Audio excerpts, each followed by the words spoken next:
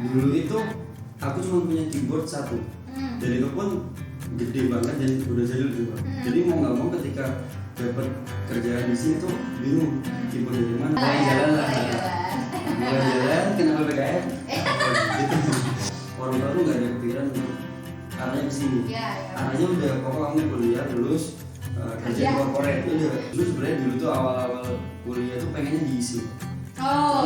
Sama kembali lagi stigmanya orang tua itu kan, ketika kamu kuliah di musik itu pasti pertanyaannya mau jadi apa. Cowok punya cewek itu kan kalau misalnya ulang tahun itu kayak ada boneka gitu kan, boneka itu alibinya tuh kayak so sweet lagu enggak sebenarnya sih enggak.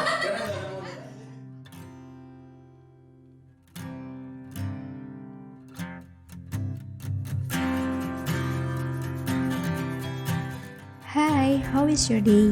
Sit and relax cause we're gonna share the story and let's inspire the world with Inspirato.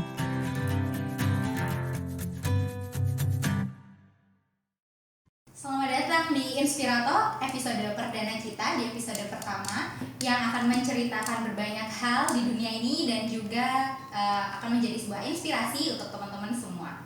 Oke, hari ini di episode pertama kita kedatangan tamu yang sudah berkecimpung lama di dunia musik, yang udah jadi musisi, udah punya usaha sendiri dari hobinya. Langsung aja kita sapa, selamat datang Rido. Terima kasih sudah mengundang di sini. Terima kasih. Iya, sama-sama, makasih juga udah mau hadir di Inspirato. Sama-sama. Episode perdana kita hari ini bakal ngobrol banyak tentang musik, tentang perjalanannya Rido menjadi seorang musisi. Nah, sebelum kita tanya-tanya masuk ke kegiatan Rido yang sekarang sebagai seorang musisi, aku mau nanya nih tentang profilnya Rido nih. Maksudnya sebelum Rido jadi seorang musisi, dulu tuh Rido kuliah di mana? Terus apa sih backgroundnya Rido sebelum menjadi seorang musisi? Oke, kalau kuliah sih kebetulan nggak ada hubungannya sama sekali sama musik. Dulu kuliah di biologi UNER. Sebenarnya sih dibilang linear, nggak linear, cuman ketika di biologi itu sedikit banyak membentuk dari apa ya, ada sebagai bentuk adaptasi lah. Jadi ketika di dunia musisi sebenarnya bukan cuma skill tapi lebih ke, apalagi dia bilang ada usaha juga, kebetulan kan usaha di bidang entertainment juga.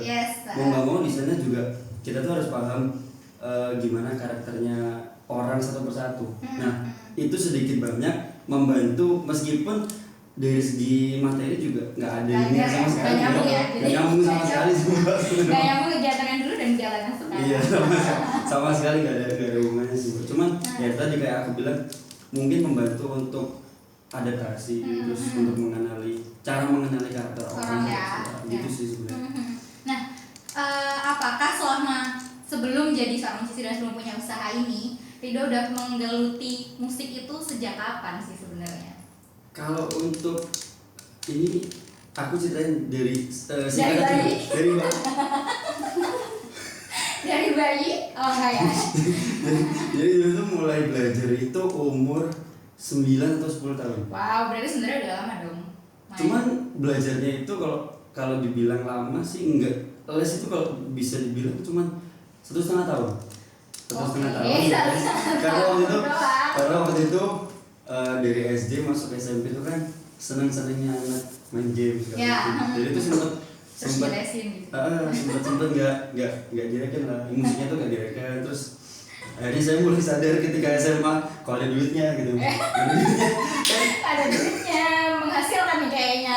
Jadi kenapa bisa gini gitu? Akhirnya SMP itu udah agak-agak kendor. Terus SMA itu akhirnya mulai ketemu teman-teman juga yang mungkin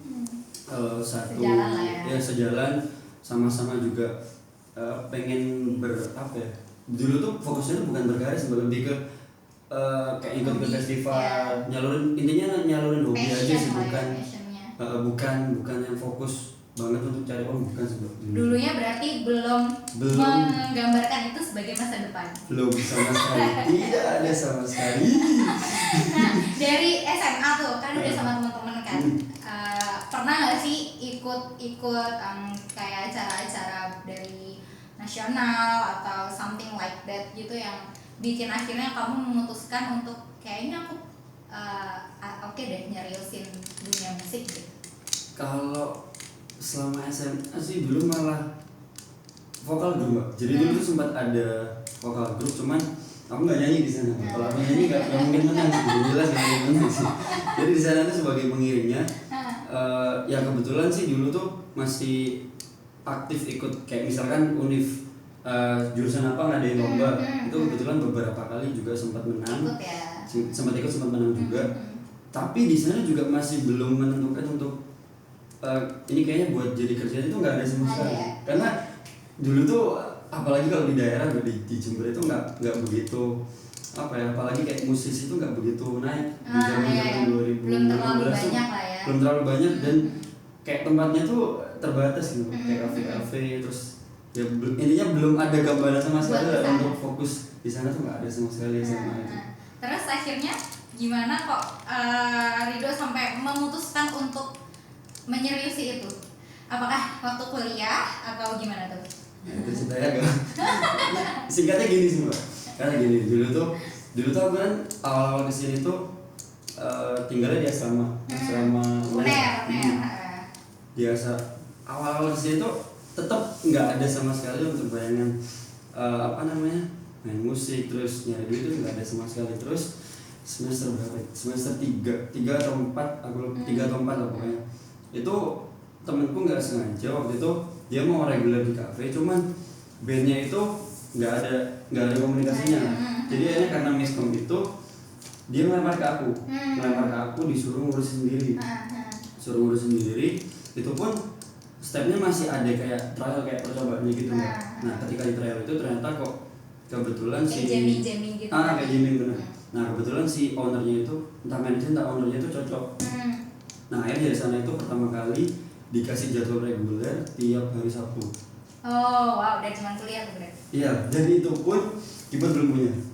Maksudnya di Surabaya itu jadi gini Mbak, kalau untuk band-band ngeband atau band kayak wedding itu kan beda jenis keyboard. Iya. Dulu itu aku cuma punya keyboard 1. Dan itu pun gede banget dan udah jadul gitu Mbak. Jadi mau nggak mau ketika dapat kerjaan di sini tuh bingung keyboard dari mana. Nah kebetulannya tuh si ownernya nyediain, tapi lama kelamaan karena mungkin ada problem segala macam, mau nggak mau aku harus bawa sendiri. Nah itu karena waktu itu memang belum ada duit sama sekali, akhirnya kok kebetulan si guruku yang ngelesin aku dulu di Jember itu minjemin keyboardnya. Minjemin keyboardnya karena dia mungkin ngerasa dia udah ada keyboard baru, jadi itu keyboard nggak pakai, disuruh bawa aja ke aku. Mungkin ngeliat potensi juga kali ya. Iya sih, kayak lagi keyboard itu nggak emang benar-benar nggak pakai ya. Akhirnya disuruh bawa ke Surabaya. Ya disuruh intinya nge-repair apa yang rusak gitu. Dari sana itu bertahan 2 bulan atau 3 bulan dikat dari yang kafenya itu. reguleran itu. Nah ternyata anehnya tuh gini, dikat ternyata dipindahin lagi ke kafe lain, rekomendasi dari si manajer itu. Dan kebetulan dapat jadwal lebih dari sehari waktu itu. Dari sana akhirnya mutusin untuk keluar dari asrama karena ada batasan jam ya? Ada batasan jam, itu nggak bisa di. Ada batasan jam anak asrama biasa. Terus tahu banget tapi terus habis itu juga karena sudah ada sedikit pemasukan, akhirnya ya udahlah beraniin untuk nyari kos dulu, nyari kos yang murah dari sana. Terus kebetulan juga 2017 itu ada audisi Jawa Timur Orkestra. Oke. Orkestranya provinsi ya? Iya, terus akhirnya dari teman-teman disuruh nyoba. Ini tuh apa tuh nyoba itu kayak saingannya kan anak UNESA nih, yang benar-benar memang dia tuh ada pendidikan dari musik ya. Kerjaannya tiap hari ya belajar musik. Cuman ya wis udahlah, yang penting nyoba dulu aja, yang penting nyoba. Ternyata alhamdulillah keterima di sana. Ya udah dari sana akhirnya muka channel membuka opportunity yang lain ya akhirnya setelah masuk ke. Dan bahkan pertama kali wedding itu setahun malah cuma sekali Bro. Pertama kali. Itu tapi udah ini belum? Berarti udah punya usaha sendiri itu dong? Belum. Belum ya. Itu waktu itu ditawarin ada lah entertainment di Surabaya, jadi tawarin pertama kalinya itu mbak, pertama kali terus habis itu udah nggak ada lagi, Udah nggak ada lagi maksudnya nggak tahu Udah ikut weddingnya lagi. iya ini kayaknya nggak cocok nih orang nggak, akhirnya dari sana ya itulah buka satu persatu itu sih. Oke. Jadi akhirnya fokus sini gitu. Nah, mulai dari cerita reguleran pertama kali, terus akhirnya ikut di provinsi ya, orkestra Iya, provinsi, provinsi. terus mulai ikut weddingan, terus sampai akhirnya Rido memutuskan untuk buka entertainment sendiri, usaha entertainment sendiri ya kan. Nah, dari tahun berapa kalau boleh tahu entertainment ini? Nah ini gini mbak, ada ceritanya lagi mbak. Namanya apa? Terus dari tahun berapa? Jadi dulu tuh awalnya sebenarnya belum musik yang seperti sekarang. Jadi dulu tuh namanya 99. 99. Nah, cuman karena dulu itu ya itu karena mungkin awal-awal masih belum tahu dunia entertainment seperti apa, terus juga caranya itu seperti apa. Akhirnya itu mutusin untuk join lah sama temen dari Unesa.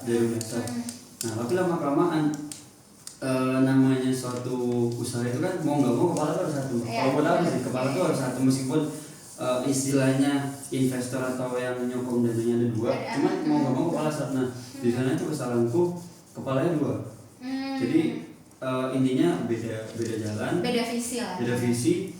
Nah maunya tuh si Nanyan tuh mau kasihin ke dia, maksudnya ya udahlah aku aja yang ngalah untuk bikin baru. Nah ternyata sebelum aku kasihin itu, maksudnya dari aku segala macamnya, dia udah bikin baru juga. Nah aku juga, akhirnya kepecah, mau nggak mau si Nanyan akhirnya nggak ada, akhirnya dia bikin baru, aku bikin baru juga. Karena gitu sih, itu dari 2018 awal ya. 18 akhir 19 awal, sekitar segituan 2 tahun 3 tahun. Berarti udah 2 tahunan lah ya. 2 tahunan sih Udah sekitar 2 tahunan. segitu sih mbak. Sekarang namanya berarti Blue Musik. Blue Musik Entertainment. Jadi Iya. jangan lupa ya, coba dikepo-kepoin Iya. Blue Musik Entertainmentnya. Pokoknya harus jangan lupa. Nah, di Blue Musik itu berarti sekarang yang handle Rido sendiri atau ada partnernya? Kalau untuk handle sih tadi kembali lagi mbak, untuk kepala sih tetap yang kontrol semua aku, cuman kalau untuk misalkan butuh misalkan aku lagi nggak bisa TM atau apa ngurus sesuatu, ada tim ya. ada timnya sendiri. Tapi nggak begitu banyak sih mbak, karena kalau banyak juga resikonya kan miskom atau apa ya. gitu sih. Jadi cuman sementara ini sih berdua sama basisku aja sih mbak. Oke. Timnya tuh, gitu Nah, sih. dari perjalanan Rido bikin Blue Musik, kita masuk ke usahanya sekarang ya. Iya, siap. Nah, kira-kira kan itu kan Rido buat dari tahun 2019 itu udah Iya. lulus belum? Apa? Udah lulus belum? Oh jelas belum mbak. Belum ya. Nah, Belum, kan berarti belum. masih kuliah tuh. Iya. Masih kuliah terus ngerintis usaha juga. Suka duganya apa sih? Suka duganya pasti nggak ada modal mbak, yang pertama itu. Iya. Tapi kayaknya 2018-19 tuh bukan nggak ada modal sih, lebih ke waktu itu tuh belum terlalu fokus untuk mengembangkan Bisnis itu. bisnis, karena gini di dunia entertain itu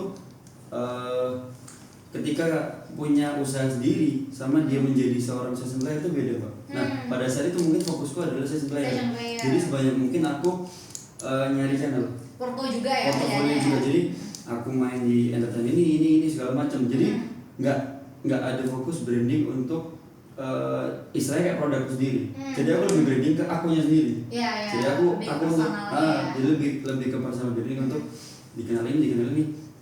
Nah pada akhirnya aku sadarnya itu ada masanya bahwa orang-orang ini ya udahlah lama-lama juga rolling gitu. Aku yang dipakai besok juga ganti ini. Jadi kayak ganti mau nggak mau kayaknya ini butuh ada brand sendiri dari aku sendiri. Nah itu makanya akhirnya mulai untuk fokus bangun Blue Musik itu mbak. Jadi gitu sih. Jadi untuk suka dukanya sih sebenarnya itu tadi sih, mungkin fokusnya dulu tuh lebih ke personal branding, bukan ke brandnya punya itu. sendiri ya. Dan juga mungkin dulu itu sedikit dari orang tua sih mikirnya kalau orang tua gimana sih mbak, pengennya kan Iya, anaknya iya. lulus kerja di corporate atau apa gitu mbak. Jadi dulu tuh sempat ada kayak crashnya itu antara pengen cepet lulus kuliah atau ternyata difokus ke musik itu. Nah, gitu sih mbak. Suka dukanya itu sih yang paling parah sih sama orang tua sih. Berarti ada masa di mana orang tua istilahnya gimana ya kurang mensupport apa yang Rido lakukan gitu dong berarti. Pernah sih Mbak. Pernah ya? Pernah, cuman ya gimana caranya kita untuk meyakinkan Membuktikan mereka, ya? gitu. Dan apakah kamu sekarang sudah, maksudnya istilahnya orang tua udah mulai udah mulai mempercayakan keputusanmu gitu untuk punya entertainment sendiri, untuk punya usaha? Kalau untuk usaha sih sebenarnya udah dulu tuh setelah crash beberapa waktu itu sebenarnya udah nggak apa-apa sih untuk. Cuman yang jadi crash sekarang itu adalah tentang aku harus kerja di korporatnya itu Mbak. Lebih ke di sana. Cuman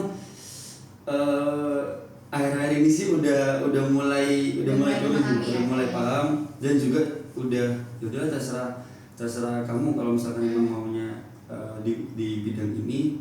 Yang penting istilahnya tanggung jawab sendiri lah. Tanggung jawab diri, terus juga apa namanya, kalau semisal emang butuh ya tinggal cerita. Jadi nggak yang itulah kamu lepas nggak kayak gitu. Jadi tetap kalau mau cerita kalau emang butuh bilang aja gitu. Jadi tetap sebenarnya tetap support, cuman pasti masih ada keinginan tersendiri gitu ya. Keinginan korporat itu masih ada ya, masih ada gitu ya. Tapi inilah ya, kalau dengan Blue Music sekarang mungkin ya sedikit pelan udah mulai bisa membuktikan kalau ya mulai jalan lah. Mulai jalan kena PPKM. Kena PPKM lagi, tapi biasanya naik lagi lah. Ya. Itu namanya kehidupan dong. Kalau muter, yang nggak pernah muter Raffi Ahmad Mbak. Emang di atas terus. Ya di atas terus ya. Juga sih ya kalau dipikir-pikir. Nah, terus ya, aku lanjut ya aja. Kalau dari Blue Music ini kan udah dari 2019. 2019. Berarti playernya pun juga kayak freelance gitu ya, session player juga gitu. Session player sesuai dengan kebutuhan klien, misalkan pengen vokalisnya berhijab atau non hijab, atau misalkan klien pengen, Mas aku pengen vokalis yang karakternya kayak misalkan artis kayak Judika gitu. Itu menyesuaikan dari permintaan kliennya sih. Jadi gitu ya. cabutan lah sih freelance. Freelance. Nah, terus nih aku kepo. Kan Rido bisa keyboard ya, bisa main piano, bisa main keyboard. Pernah nggak sih bikin lagu gitu buat seseorang? Pernah sih Mbak, tapi udah lupa sekarang. Pernah udah lupa. Itu gini Mbak, itu tuh ceritanya gini. Aku tuh bikin lagu karena dulu emang gak ada modal Mbak. Itu kan gini kan misalkan kalau misalkan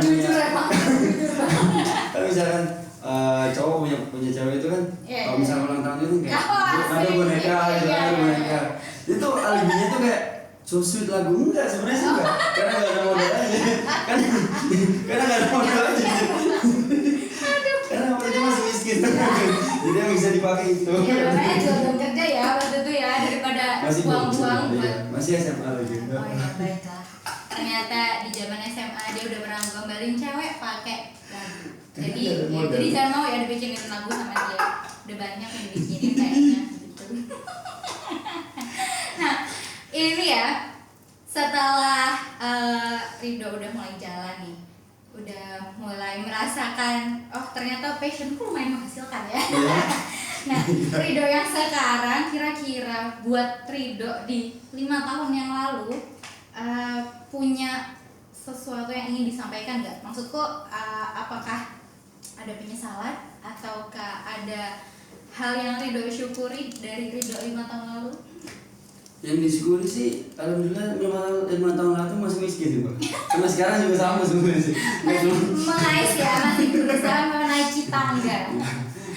Cuman kayaknya kalau dilihat 5 tahun yang lalu itu bedanya itu adalah sekarang itu lebih bebas untuk ya itu tadi, karena orang tua mungkin udah lebih support, jadi lebih bisa cerita, misalkan aku lagi ada ini segala macam, itu lebih bisa.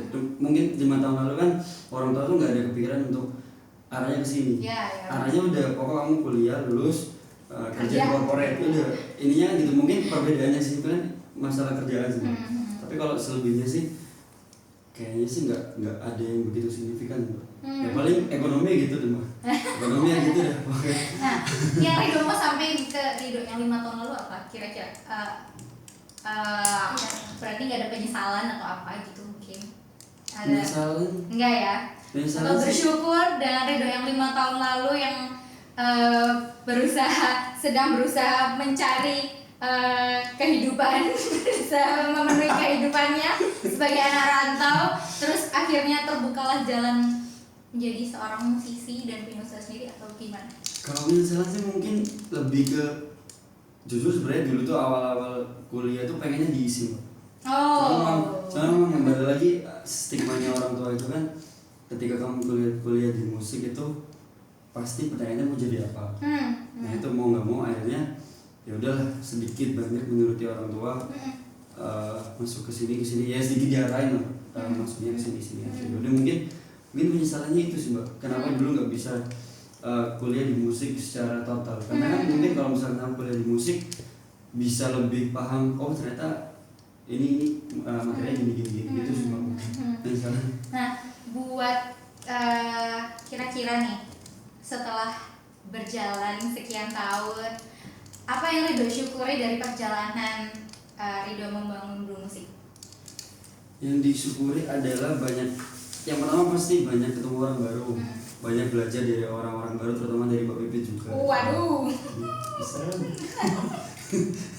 Itu terus ya itu tadi yang paling berkesan nih, paling ketemu orang-orang baru. Mungkin dulunya aku nggak pernah tahu karakternya orang yang model kayak gini gimana, tapi ketika di dunia entertain khususnya itu bisa tahu, oh ternyata ada orang model kayak gini, ada orang kayaknya sih yang mempelajarinya fokusnya di sana sebenarnya, gitu. Kayak adaptasi itu sih. Yang membuat Ridho jadi lebih mengenal karakter orang, Lebih hati-hati sih, Mbak. Lebih hati-hati sih. Lebih Kayak hati-hati ngadepin ya. orang tuh gimana. Iya, gitu. iya. Dengan karakter orang yang macam-macam. Iya. Nah, ini kita udah mau masuk di sesi akhir. Sebelum kita tutup, aku mau nanya sama Ridho, pesan buat diri Ridho sendiri, for yourself di 5 tahun yang akan datang. Itu kira-kira apa yang pengen Ridho sampaikan? Nanti kalau misalnya Ridho lihat lagi video ini, Inspirator ini episode pertama, apa yang Ridho sampaikan ke diri Ridho sendiri? Ini keinginan atau? Terserah, boleh keinginan, boleh mengucapkan terima kasih kepada diri sendiri, terserah Ridho. Mungkin untuk 5 tahun ke depan, 5 tahun ke depan tuh pengennya pasti ya Blue Musik tetap meskipun nggak yang naik secara drastis, tapi lebih ke Berkembang lah ya. lebih ke dan lagi lebih stabil kan, lebih stabil. Terus juga mungkin nantinya bisa mengembangkan dari Blue Musik, ntar bisa usaha di mana lagi gitu. Lebih ke intinya sih kalau untuk sekarang ya, untuk sekarang sampai mungkin 5 tahun itu masih fokus untuk berkarir dulu sih, Mbak. Berkarir gimana caranya bisa keuangan bisa stabil, terus juga bisa menghidupi istilahnya kayak mungkin ada Memberikan manfaat saudara. ke teman-teman yang lain ya. Ya, itu juga termasuk sih. Mungkin lebih utamanya ke saudara-saudara yang mungkin sekarang yang masih sekolah atau apa, bisa sedikit banyak ngasih ke mereka. Ya. Jadi harapannya Blue Musik 5 tahun ke depan bisa tetap bertumbuh, stabil. Terus lo bisa memberikan kebermanfaatan buat banyak orang gitu ya. Itu juga sih. Nah, terakhir lagi. Nah, ada pesan apa buat dari Ridho buat teman-teman yang ada di rumah yang lagi nonton Inspirator ya, yang bergelut di dunia musik? Apa pesan Ridho buat teman-teman? Pesannya kerja di corporate aja, jangan. Pesan diterima. Enggak. Jadi mungkin buat teman-teman yang pengen menggeluti, ya dipikir-pikir lagi, karena tidak seindah yang kalian bayangkan. Mungkin kalian lihatnya artis-artis pun itu mereka berprosesnya itu lama. Panjang ya. Yang penting tuh kalau bergelut di dunia seni itu sabar di prosesnya. Konsisten. Karena ya konsisten, dan juga karena itu nggak bisa ya. Oke, kalau misalkan kita kerja di corporate gitu kan, kita per bulan dapat langsung gitu. Yes. Tapi kalau di musik nggak bisa. Iya. Dia harus berapa tahun baru bisa mencapai itu. Ya, jadi seorang entrepreneur dan usaha sendiri itu Harus sabar. Sabar. konsisten ya. Karena Konsisten. nggak tiap bulan dapat ya kan. Ya, dan juga ini sih inovasi kreatif. Jadi misalkan musiknya pengen dibuat seperti apa, gitu sih. Harus mengikuti Tren juga ya. Tren juga. Jadi Inovasi. lebih ke dinamis mbak. Gak berubah. Iya sih, karena emang kehidupan seni itu akan selalu dinamis. Terus, Entrepreneurship itu juga akan selalu dinamis, Iya. ya kan? Tapi tetap saya tadi yang pertama. Kalian gak usah aneh. Udah kerja aja di korporat enak udah serius. Itu adalah pesan dari Rido ya teman-teman. Tapi tetap sebuah perjuangan itu pasti akan ada hasilnya. Pasti. Jadi apapun pilihannya teman-teman ya, apa kamu di corporate, jadi seorang entrepreneur, itu akan membuahkan hasil dengan sebuah konsistensi dan kesabaran. Sabar, yang penting sabar. Yang penting sabar, kuncinya adalah sabar. Oke, kita udah sampai di penghujung Inspirator episode pertama. Makasih banyak Ya, buat Rido sama-sama, udah Besti. mau jadi guest kita di episode yang pertama, Ya, dan sama-sama. semoga cerita Rido bisa menginspirasi teman-teman Amin. semua. Cerita sharing kita yang dari tadi banyak hahaha ini, tapi semoga menghibur dan menjadi inspirasi buat teman-teman semua. See you di episode kedua Inspirator. Terima kasih.